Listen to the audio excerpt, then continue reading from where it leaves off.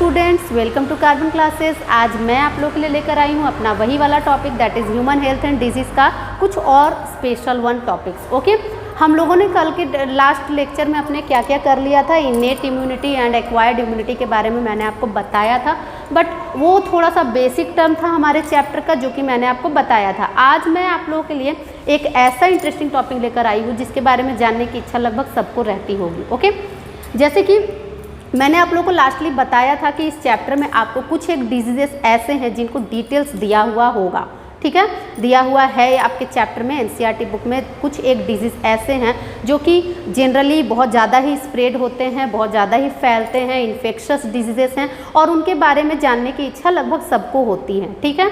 Just for example हम लोगों के आसपास टाइफॉइड बीमारी काफ़ी ज़्यादा फैलती है, मलेरिया फैलती है, ठीक है। जब भी हमें कंटिन्यू बुखार वगैरह आता रहता है तो हम लोगों को सलाह देते हैं कि आप टाइफॉइड एंड मलेरिया का जांच करवा के देखिए, ठीक है, या डॉक्टर्स भी आपको सलाह देते हैं। नेक्स्टली हम लोग नाम निमोनिया डिजीज़ का नाम कई बार सुनते हैं, ठीक है, कि बच्चों को निमोनिया हो गया है। ओके, बच्चों को क्या, आज के डेट में तो ये बड़ों को भी हो रही है निमोनिया डिजीज़।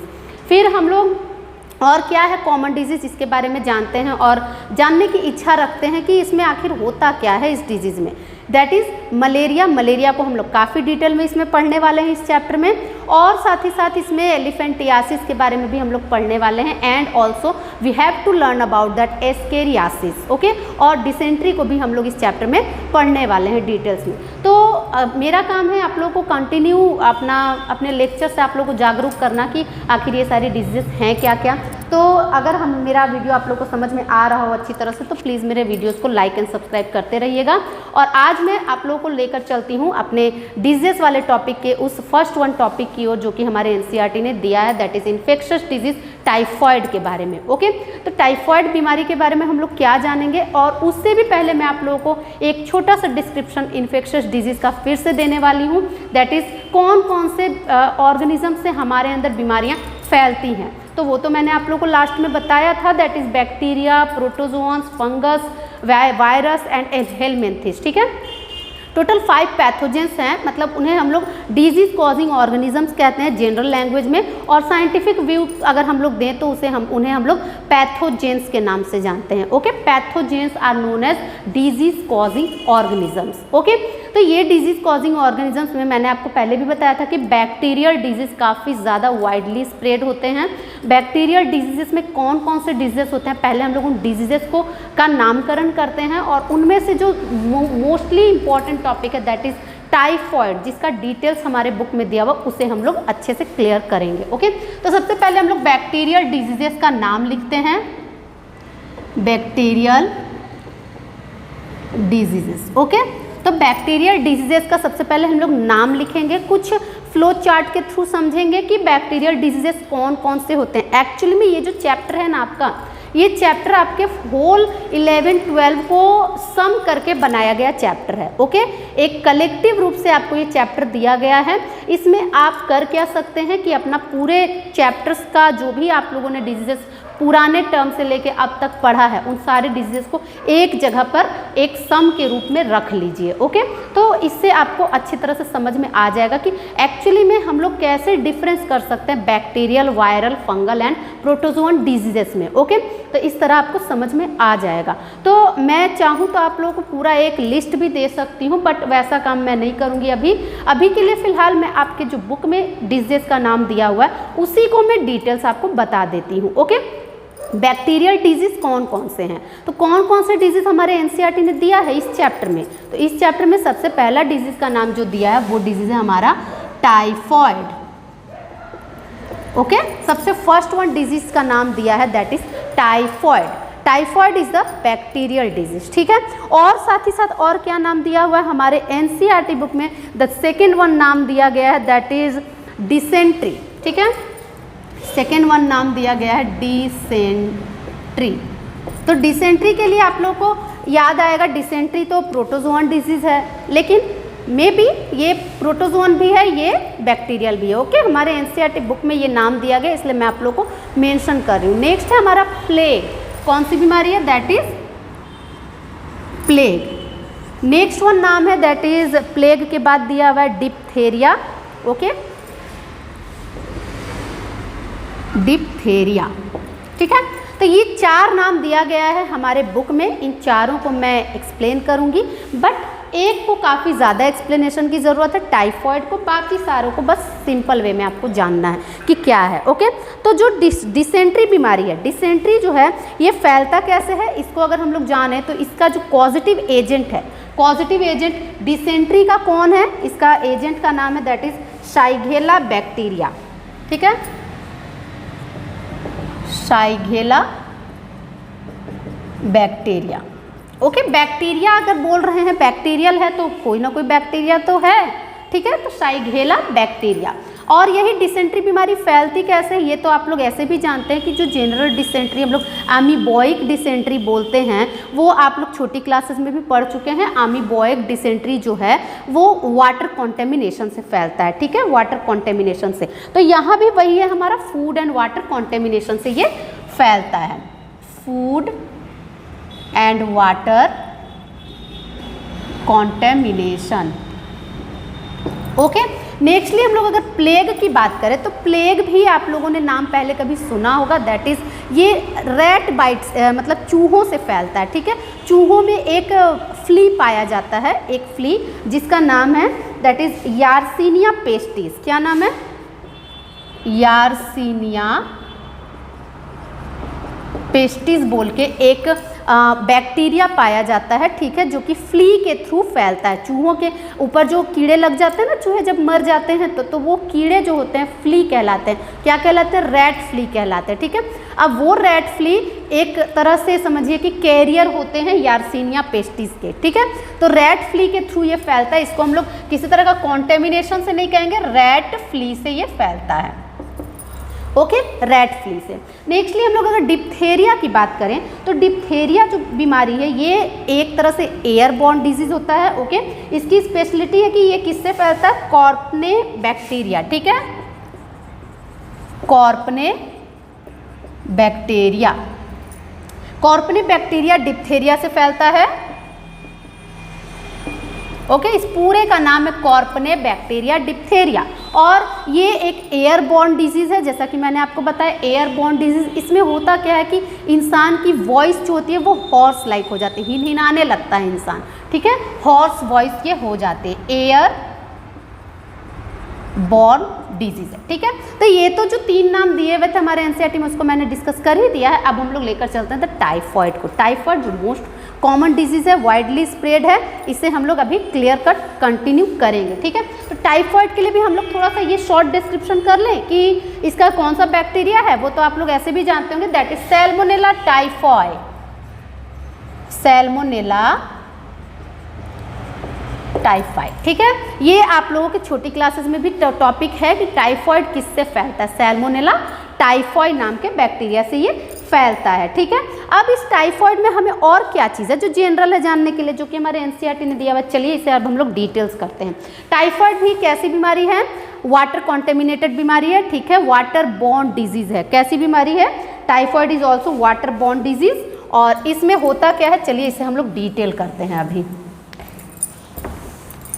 इस बीमारी में जो मेन सिम्टम है वो क्या हो जाता है, इस बीमारी में जो मेन प्रॉब्लम हमारे अंदर क्रिएट होता है उसे हम लोग कहते हैं इंटेस्टाइनल परफोरेशन। क्या हो जाता है इसमें, ये एक वाटर बॉर्न डिजीज है। ठीक है, इसमें प्रॉब्लम क्या हो जाता है, इंटेस्टाइनल परफोरेशन। ओके, मतलब कि इंटेस्टाइनल जो वर्क होता है वो काफ़ी ज़्यादा इफेक्टेड हो जाता है। ठीक है, मतलब प्रॉब्लम्स क्रिएट होने लगते हैं, जिसके कारण इंसान को क्या होने लगता है इस बीमारी में, इस बीमारी में इंसान को कंटिन्यू बुखार आता रहता है, बहुत ज़्यादा बुखार। बुखार भी रहता है तो कितना आता है बुखार, बुखार भी रहता है तो हमारे एनसीईआरटी के थ्रू हम लोगों ने जाना 93 degree celsius to 40 degree celsius तक बुखार आता है इसमें। ठीक है, फीवर इसमें आता है। और साथ ही साथ इसमें क्या क्या प्रॉब्लम होता है, इसमें वीकनेस हो जाता है इंसान को। ठीक है, इसका जो सिम्टम है वो क्या क्या है, वीकनेस। ठीक है, हेडेक, वीकनेस, हेडेक हो जाता है, कॉन्स्टिपेशन हो जाता है, कॉन्स्टिपेशन। ओके, कॉन्स्टिपेशन हो जाता है। And also they have to stomach pain, okay, stomach pain उन्हें होने लगता है इंसान को, ठीक है। तो इस तरह से इस बीमारी में हम लोग जानेंगे कि क्या क्या होता है इसमें। और नेक्स्टली हम लोग इसमें और क्या जानेंगे, टाइफाइड बीमारी में ये कौन से टेस्ट के थ्रू इसका रिकवरी किया जाता है, कौन से टेस्ट के थ्रू पता किया जाता है, ये क्या कह सकते हैं, डायग्नोसिस कौन से टेस्ट के थ्रू किया जाता है, that is from widal test. Very important question, mostly asked question है, वाइडल टेस्ट के थ्रू इसका पता किया जाता है, वाइडल टेस्ट, ओके। तो कौन सी बीमारी में वाइडल टेस्ट के थ्रू पता किया जाता है, कोई किस बीमारी को, तो आंसर है हमारा टाइफाइड। टाइफाइड के लिए वाइडल टेस्ट की सलाह दी जाती है, ठीक है। अब इसमें एक और टर्म है जो कि वेरी इंपॉर्टेंट टॉपिक है, दैट इज टाइफाइड कैरियर के नाम से किसका नाम जाना जाता है, ओके। एक वर्ड है हमारे एनसीईआरटी ने दिया है, typhoid carrier, okay. Typhoid carrier एक महिला थी, ओके, एक महिला थी जिन्हें टाइफाइड कैरियर कहा गया। क्यों? क्योंकि वो एक कुक का काम करती थी, ठीक है। एक कुक का मतलब कि खाना बनाने का काम करती थी, होटल में बोले या कहीं भी, फॉरेन में एक महिला थी। कहाँ की महिला थी ये नाम तो नहीं दिया हुआ है, दैट इज महिला का नाम है हमारे मेरी मेलोन, ओके, मेरी मेलोन, और टाइफाइड मेरी के नाम से उन्हें जाना जाता है, ठीक है। मेरी मेलोन, टाइफाइड मेरी के नाम से उन्हें जाना जाता है, टाइफाइड मेरी के नाम से मेरी मेलोन, ओके। क्या हुआ था कि जब टाइफाइड के बारे में जानकारी नहीं थी लोगों को, ठीक है, ये एक तरह से हिस्ट्री है इसका, जब जानकारी नहीं थी तब एक महिला स्त्री थी जो कि कुक का काम करती थी, और वो उनको टाइफाइड हो गया था, ठीक है। और उनको टाइफाइड हो गया था तो उन्होंने क्या किया कि वो अपना काम जारी रखती थी, बीमार पड़ी रहती थी, फिर भी अपना काम वो करती रहती थी। तो उस कारण से क्या हुआ कि वो तो पूरी तरह से सभी चीज़ों को कॉन्टेमिनेट कर देती थी ना, क्योंकि ये तो इन्फेक्शस डिजीज़ है, तो इन्फेक्शस डिजीज़ है तो उनसे वो बैक्टीरिया सभी जगह फैल जाता था, ठीक है। सारे खाने में वो कॉन्टेमिनेट हो जाता था बैक्टीरिया, और फिर वो जब दूसरे लोगों को परोसा जाता था खाना तो वो सब भी कॉन्टेमिनेट हो जाते थे, वो सब इंसान भी क्या हो जाते थे, इन्फेक्टेड हो जाते थे टाइफाइड बीमारी से। तो इस कारण ये एक औरत जो थी, इन्होंने कई सालों तक अपने खाने पीने की चीज़ों से लोगों को इन्फेक्टेड किया था, ठीक है। इसलिए इन्हें क्या कहा जाता है, ये टाइफाइड मेरी के नाम से, इनका नाम तो है मेरी मेलन, बट इन्हें टाइफाइड मेरी के नाम से जाना जाता है, और साथ ही साथ इन्हें टाइफाइड कैरियर भी कहा जाता है, ओके, क्योंकि इन्होंने कई सालों तक स्प्रेड किया था टाइफाइड डिजीज़ को, ठीक है। तो टाइफाइड में हम लोगों को इतना ही जानना है। अब नेक्स्टली हम लोग करते थे next one disease, that is हम लोगों ने बैक्टीरियल डिजीज़ में डिप्थेरिया ये सब तो बता ही दिया मैंने आपको। अब हम लोग करते हैं दूसरा one disease, that is viral disease, okay.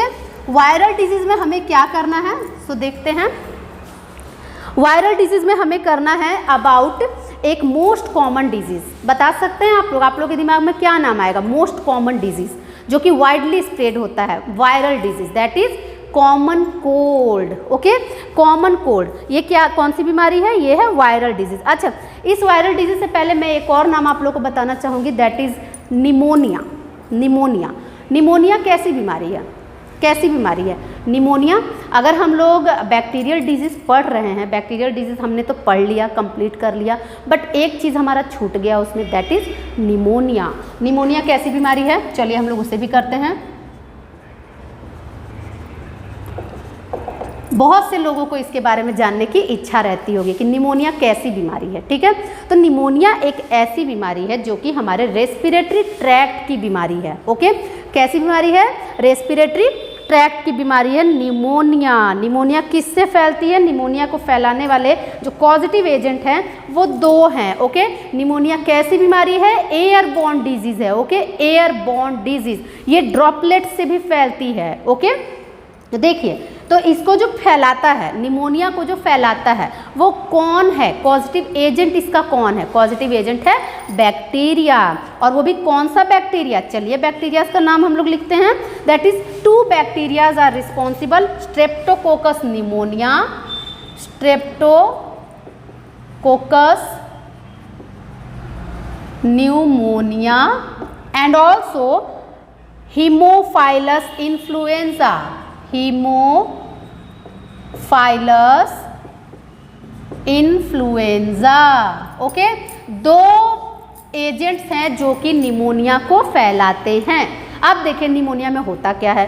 Pneumonia is a disease that if infected our respiratory tract. Okay, किसका बीमारी है ये?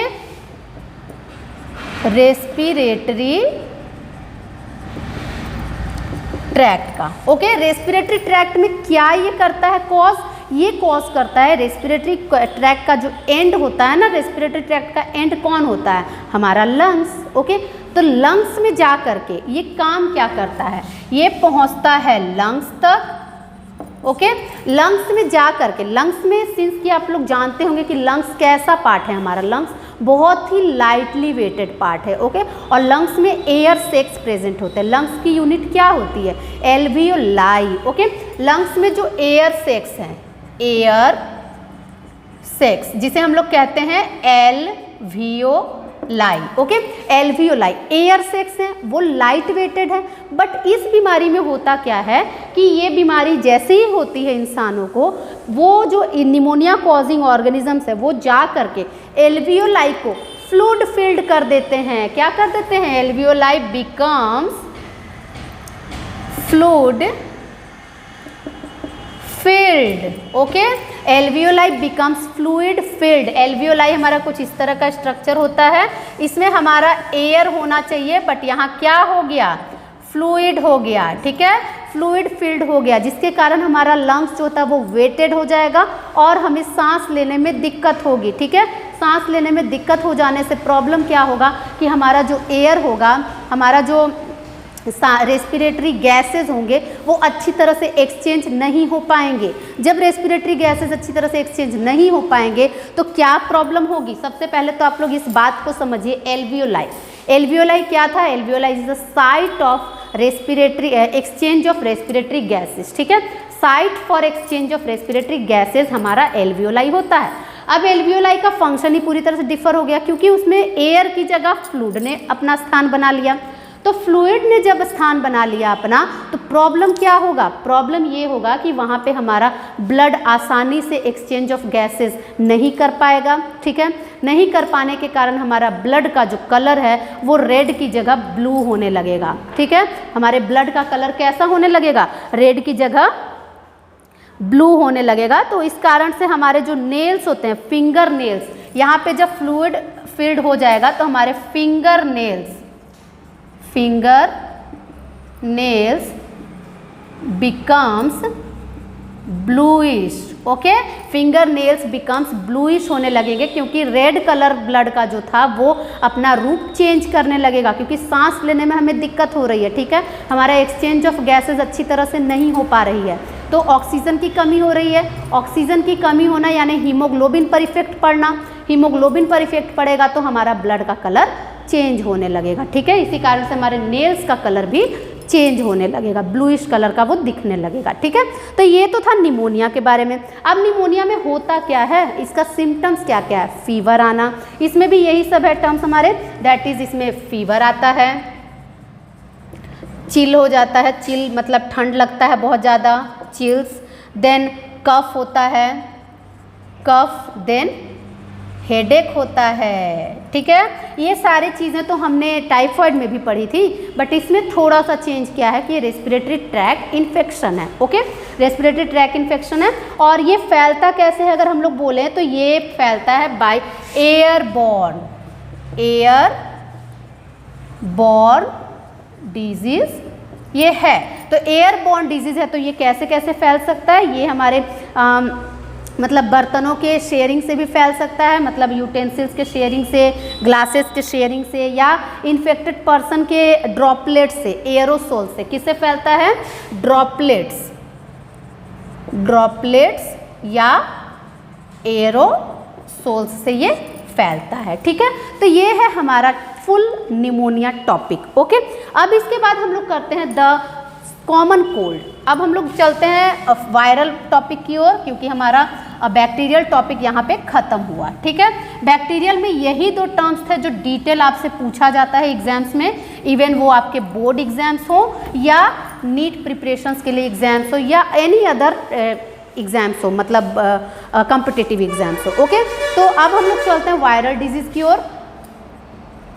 Viral disease, okay, viral diseases में हम लोगों को कॉमनली अभी के लिए फिलहाल सिर्फ कॉमन कोल्ड पढ़ना है। ओके, कॉमन कोल्ड के अलावा हमें एड्स को भी पढ़ना है, but AIDS is most dangerous disease, उसे हम लोग काफ़ी डिटेल में आगे करेंगे इस चैप्टर में। ठीक है, अभी के लिए फिलहाल हमारा है common cold. Okay, common cold, common cold क्या है, जो कि बहुत ज़्यादा फैलता है, बहुत ज़्यादा समझिए कि थोड़ा सा मौसम चेंज हुआ नहीं कि बच्चों में कॉमन कोल्ड देखने को मिलती है। ठीक है, सर्दी लग जाना, जुकाम लग जाना, क्या है, कॉमन कोल्ड है।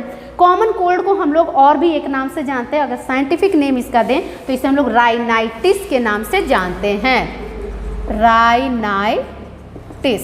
बिकॉज ये जो है इसका पॉजिटिव एजेंट क्या है, अगर हम लोग बोले छोटी क्लासेस में अगर आप लोगों ने पढ़ा होगा तो कोल्ड वायरस। ठीक है, बट अभी के लिए आपको थोड़ा सा डिटेल पढ़ना, दैट इज रेबडो वायरस और राइनो वायरस, रेबडो वायरस और राइनो वायरस। ओके, इन वायरसेस के कारण ये राइनाइटिस डिजीज फैलती है। अब इसके बारे में जो जनरल थिंकिंग है लोगों का क्या है, ये डिजीज क्या पूरे रेस्पिरेटरी ट्रैक्ट का इन्फेक्शन है या एक्स्ट्रा रेस्पिरेटरी ट्रैक्ट इन्फेक्शन है, क्या है ये, इसे अगर हम लोग बोलें तो ये अपर रेस्पिरेटरी ट्रैक्ट इन्फेक्शन है। Okay, upper respiratory tract infection means कि ये पूरे रेस्पिरेटरी ट्रैक्ट में अपना कब्जा नहीं जमाएगा, ये बस ऊपर ऊपर की बीमारी है। ठीक है, ऊपर ऊपर की बीमारी, तो इसे हम लोग कैसी बीमारी कह सकते हैं, upper respiratory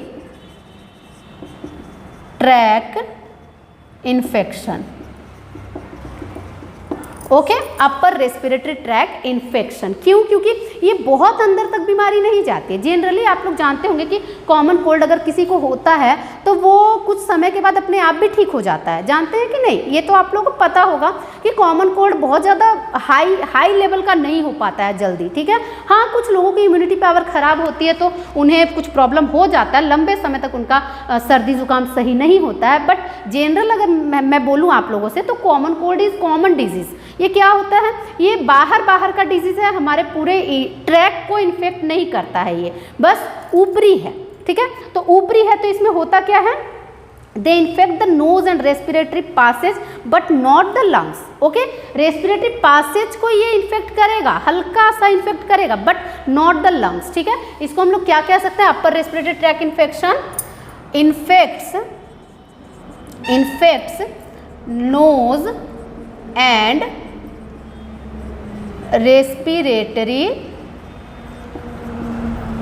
Passage but not lungs. Okay, but not lungs, lungs को इन्फेक्ट ये नहीं करेगा। तो इस कारण से ये कितने दिन तक रह पाएगा, आपके एनसीईआरटी बुक में क्या मेंशन किया हुआ है कि ये हार्डली 3 to 7 डेज तक आप में रहेगा। ठीक है, 3 to 7 days. Okay, 3 to 7 days तक ये आपके अंदर रह सकता है।